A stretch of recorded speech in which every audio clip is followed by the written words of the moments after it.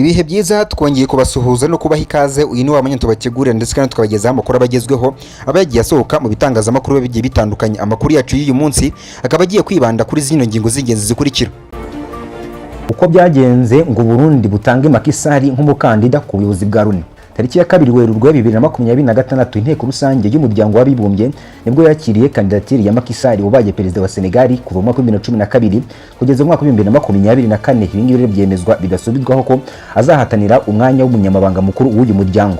Perezida wa Leta Zunze Ubumwe za Amerika Donald Trump yasabye ubufasha bw'ibihugu by'inshuti bimwe biza kumutera utwatsi rugikubita.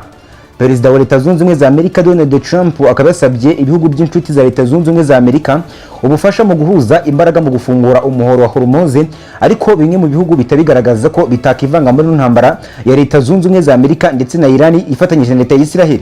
Ibivugwa ku rusaku rw'amasasu rwumvikanye iguma muri Repubulika ya Demokarasi ya Kongo mu gicuku ndetse n'abyihishe inyuma. Urusaku rw'amasasu rwumvikanye mu majyaruguru y'umujyi wa Goma muri Kivu y'Amajyaruguru. Ibingibi biravuga yuko ari igitero cy'ubujura cyagabwe n'abarimo abasirikare b'igisirikare cya Repubulika ya Demokarasi ya Kongo FARDC, abarwanyi y'imitwe ya FDLR ndetse na Wazalendo bari bagiye kwiba ibyo kurya. Kimwe n'ibingibi tutagarutse muri izi ngingo z'ingenzi byose turaje tubarambira mu makuru yacu, mwibutsa ko niba bwa mbere ugeze kuri no muyoboro YouTube channel utakora subscribe ribo hasi ukane subscribe ndetse kandi bikukanda kozogera kugira ngo ujye ukurikirana ibiganiro byacu bitambuka buri munsi. Nge Ritsiro Mpuza mbaha ikaze muri aya makuru nimujye kuri.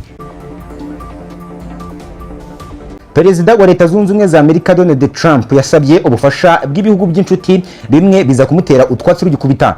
Perezida wa Leta Zunze Ubumwe za Amerika Donald Trump akaba yasabye ibihugu by'inshuti za Leta Zunze Ubumwe za Amerika ubufasha mu guhuza imbaraga mu gufungura umuhoro wa Hormuz, ariko bimwe mu bihugu bitabigaragaza ko bitakivanga muri ntambara ya Leta Zunze Ubumwe za Amerika ndetse na Iran ifatanyije na Leta ya Israel. Ibingibi ni nyuma yuko intambara ihanganishije Leta ya Iran ndetse na Leta Zunze Ubumwe za Amerika zifatanyije na Leta ya Israel yinjiye mu cyumweru cyayo cya gatatu. Perezida wa Leta Zunze Ubumwe za Amerika Donald Trump mu kiganiro yagiranye n'ikinyamakuru The Financial Times ubwo yarari mu ndege ya Air Force One yerekeza i Washington, ahanga rero akaba yatangaje ko ngo yaganiriye n'ibihugu bigera kuri 7 by'umwihariko ku bigendanye n'uriya muhora wa Hormuz wafunzwe na Leta ya Iran. Perezida wa Leta Zunze Ubumwe za Amerika Donald Trump kandi yanagaragaje ko uno muhora ufatiye runini isi yose muri rusange kuko unyuzwamo ibikomoka kuri peteroli bigera kuri 20% by'ibihanyuzwa bigiye gucuruzwa mu bigabane yose gitandukanye mu isi. Perezida wa Leta Zunze Ubumwe za Amerika Donald Trump utavuze ibihugu yavugishije akaba yavuze rero mu magambo make agira ati: ndasaba ko ibi bihugu biza kwifatanya natwe bikadufasha kurinda ibihugu byabo, kuko mu by'ukuri n'ubusugire bw'ibyo bihugu ntago ari bya Leta Zunze Ubumwe za Amerika. Ahangaha ni ahantu habafasha kubona ingufu zabo zihariye za buri munsi. Mu mpera z'icyumweru twari dusoje mu butumwa bwa rero bunyujijwe ku rubuga nkoranyambaga, Perezida wa Leta Zunze Ubumwe za Amerika Donald Trump yavuze ko yizeye ko ibihugu nk'Ubushinwa, Ubufaransa, Ubuyapani, Korea y'Epfo ndetse n'ibindi bihugu bigomba kujya gutanga umusanzu wabwo kugira ngo bifashe Leta Zunze Ubumwe za Amerika mu ntambara ihanganyemo na Iran mu rwego rwo gufungura uno muhora Hormuz. Minisitiri w'intebe w'Ubuyapani Sanae Takaichi kuri uyu wa mbere akaba yavuze ko itegeko nshinga ry'igihugu cye cy'Ubuyapani ribuza kwinjira mu ntambara ku buryo bweruye, ndetse kandi ko ngo nta gahunda igihugu cy'Ubuyapani gifite yo kohereza amato yo gucunga umutekano ndetse n'andi mato muri kara gace ko mu burasirazuba bwo hagati, nubwo igihugu cy'Ubuyapani gikore 95% by'ibikomoka kuri peteroli. Avugana n'inteko nshinga amategeko, Takaichi akaba yavuze ko nta myanzuro bafashe igendanye no kohereza ubwato buherekeza andi mato. Akaba yavuze ko rero bakomeje gusuzuma icyo Ubuyapani bushoboka bwakora muri kino gikorwa, ndetse kandi ngo n'igishobora gukorwa mu gihe haba hagendeye ku biteganywa n'amategeko. Igihugu cya Australia nacyo kikaba gisanzwe mu bafatanyabikorwa ba Leta Zunze Ubumwe za Amerika, nacyo kikaba gikura ibikomoka kuri peteroli byinshi mu burasirazuba bwo hagati, nacyo kikaba cyavuze ko mu by'ukuri ngo nta mato kizigera cyohereza yo gufasha gufungura uramuhora wa Hormuz. Catherine King, umwe mu bagize inama y'abaminisitiri ndetse na minisitiri w'intebe Antonia Albanese, aganira na BBC ahangara akaba yavuze ko baza agaciro gakomeye cyane ka kariya gace k'umuhoro wa Hormuz, ariko mu by'ukuri yavuze ko biriya bintu basabwe na Leta Zunze Ubumwe za Amerika atari ibintu byihutirwa bagomba gukora mu maguru mashya nko gutanga umusanzu. Ibivugwa ku rusaku rw'amasasu rwumvikanye iguma muri Repubulika ya Demokarasi ya Kongo mu gicuku ndetse n'abyihishe inyuma. Urusaku rw'amasasu rwumvikanye mu majyaruguru y'umujyi wa Goma muri Kivu y'Amajyaruguru. Ibingibi biravuga yuko ari igitero cy'ubujura cyagabwe n'abarimo abasirikare b'igisirikare cya Repubulika ya Demokarasi ya Kongo FARDC, abarwanyi y'imitwe ya FDLR ndetse na Wazalendo bari bagiye kwiba ibyo kurya. Uru rusaku rw'amasasu rukaba rwumvikanye mu masaha y'igicuku ku isaha y'isa 6 z'ijoro zirengaho iminota mike kuri uyu wa 16 Werurwe 2026 nk'uko bitangazwa na bamwe mu bakurikiranira bya hafi amakuru mu burasirazuba bwa Repubulika ya Demokarasi ya Kongo. Umunyamakuru Rodriguez Katsuva mu butumwa yanyujije ku rubuga rw'inkoranyambaga rwa X ahagana ku isaha y'isa 7 z'ijoro, ahanga rero akaba yavuze ko urusaku rw'amasasu ndetse n'imbunda ziremereye rwari rurimo kumvikana mu mujyi wa Goma muri ijoro ryakeye.